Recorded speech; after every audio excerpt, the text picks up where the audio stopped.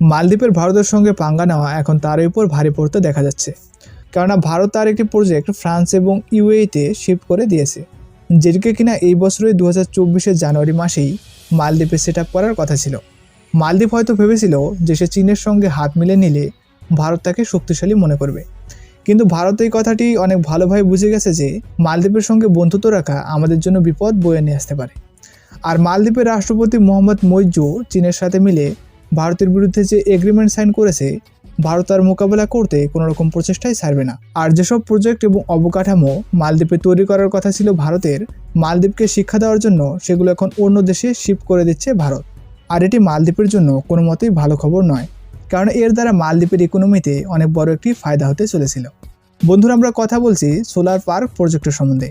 আর এটির সবথেকে গুরুত্বপূর্ণ কথা এটাই ছিল যে ভারতের হোটেল কোম্পানি তাজ রিসর্টস এবং স্পা মিলে যৌথভাবে সেটি বানাতে চলেছিল।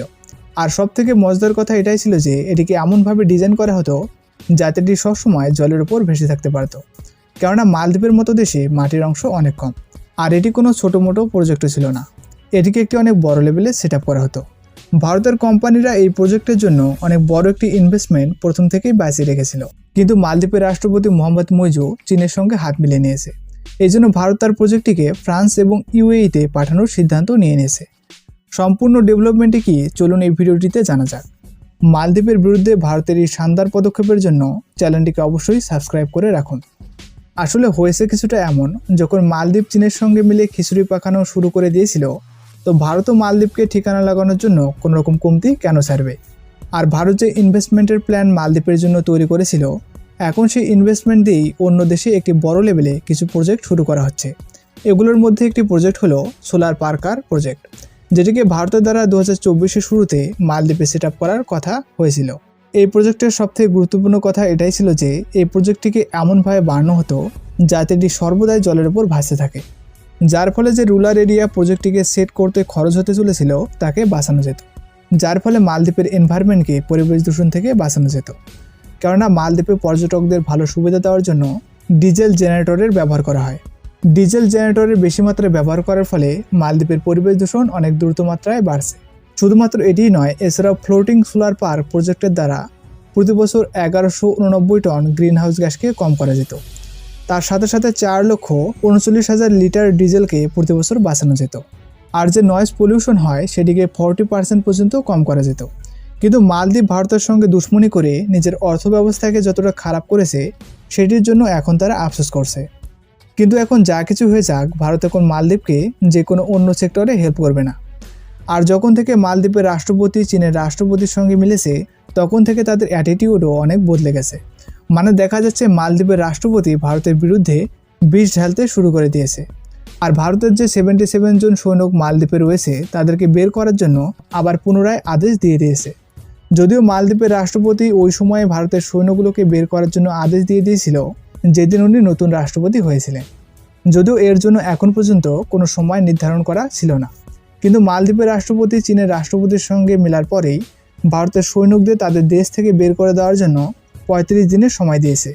মানে ভারত এখন বুঝে গেছে যে মালদ্বীপ ভবিষ্যতে কেমন ধরনের আচরণ করবে ভারতের সাথে। আর যদি মালদ্বীপ এত ছোট দেশ হওয়ার পরেও ভারতকে চোখ দেখায়, তাহলে ভারতও শান্ত থাকবে না।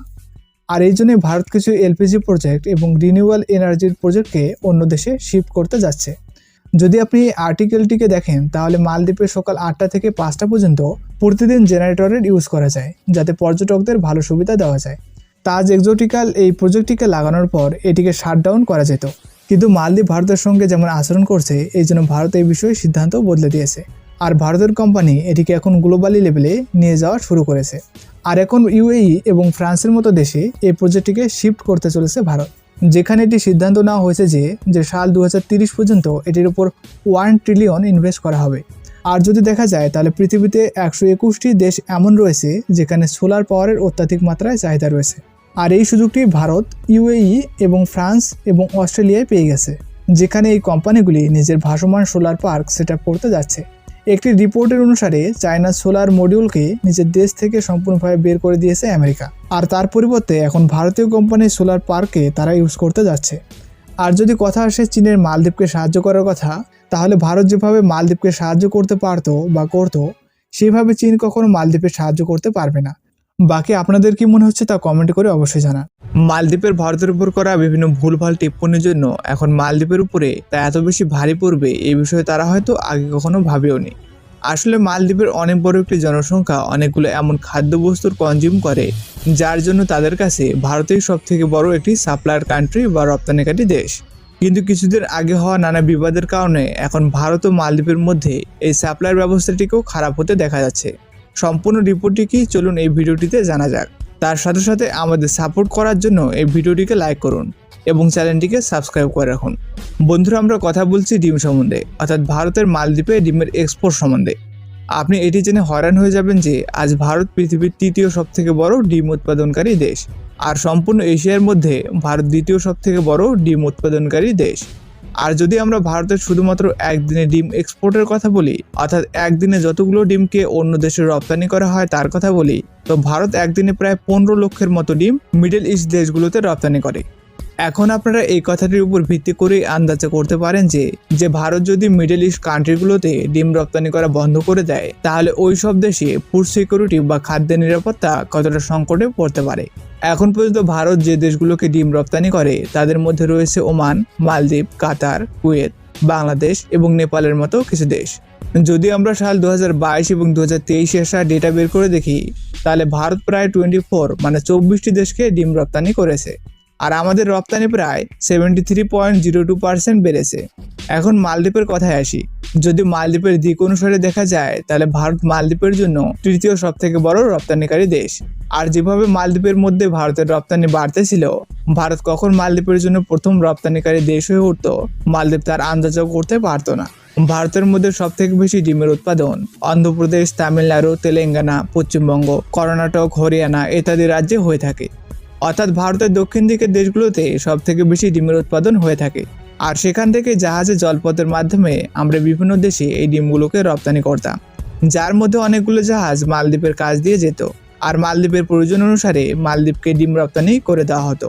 কিন্তু কিছুদিন আগে মালদ্বীপ ভারতের সাথে যে ব্যবহার করেছে সেই জন্য এখনই রপ্তানি বন্ধ হয়ে যেতে পারে, কেননা অলরেডি তামিলনাড়ুতে বৃষ্টি শুরু হয়ে গেছে, যার জন্য সেখানকার অনেকগুলো জাহাজের পোর্ট সম্পূর্ণভাবে বন্ধ হয়ে গিয়েছে।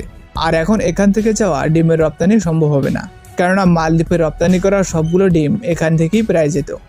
এই পথ ধরে শুধুমাত্র আমরা মালদ্বীপকে ডিম রপ্তানি করতাম না, বরং ক্রুড অয়েলের আমদানিও করতে পারতাম।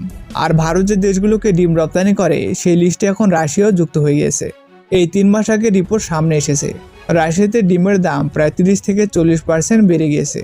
কিন্তু এই মাত্র 2 দিন আগে এই খবরটি সামনে এসেছে যে রাশিয়াতে ডিমের যে প্রাইস রয়েছে তা এখন 60% পর্যন্ত বেড়ে গিয়েছে।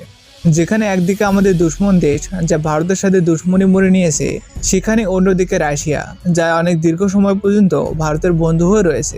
রাশিয়া থেকে আমরা অনেক হাতিয়ার কিনি।